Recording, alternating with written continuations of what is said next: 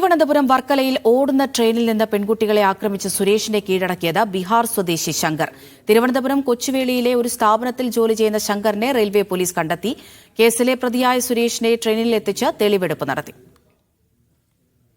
Railway police 2 ആഴ്ചയോളമായി അന്വേഷിക്കുന്ന ആ രക്ഷകനെ കണ്ടെത്തി. ബീഹാർ സ്വദേശിയായ ശങ്കർ ബഷ്വാനാണ് സുരേഷിനെ കീഴ്പ്പെടുത്തിയത്. അർച്ചനയെ ട്രെയിനിൽ നിന്ന് പുറത്തേക്ക് പോകാതെ രക്ഷിച്ചെടുത്തതും ശങ്കറിന്റെ ഈ കൈകളാണ്. ആക്രമണത്തെ തുടർന്ന് വർക്കലയിൽ ട്രെയിൻ നിർത്തിയതിന് പിന്നാലെ ശങ്കറും സുഹൃത്ത് പപ്പുവും പുറത്തേക്ക് ഇറങ്ങിയിരുന്നു. ശ്രീകുട്ടിയെ ആളുകൾ ഹോസ്പിറ്റലിലേക്ക് കൊണ്ടുപോയെന്ന് മനസ്സിലാക്കിയ ഇവർ വർക്കലയിൽ നിന്ന് താമസിച്ചിരുന്ന കൊച്ചുവേളിയിലേക്ക് പോവുകയായിരുന്നു. 2 ആഴ്ചയോളം നീണ്ട പരിശോധനയ്ക്കൊടുവിലാണ് റെയിൽവേ പോലീസിന്റെ ടീം ശങ്കറിനെ കണ്ടെത്തിയത്. ഇതിനായി 200-ലധികം CCTV-കൾ പരിശോധിച്ചു. ഇവർ പോയിട്ടുണ്ടാകാൻ സാധ്യതയുള്ള വഴികളിലൂടെ അന്വേഷണ സംഘം നീങ്ങി. ഇതിനിടെ മേൽവറ്റൂരിലെ CCTV-യിൽ 2 പേരെയും കണ്ടു. പിന്നീട് അവിടെ തന്നെയുള്ള ഓട്ടോ ഡ്രൈവറാണ് ഇവരെ കൊച്ചുവേളി ജംഗ്ഷനിൽ എത്തിച്ചതായി വിവരം നൽകിയത്.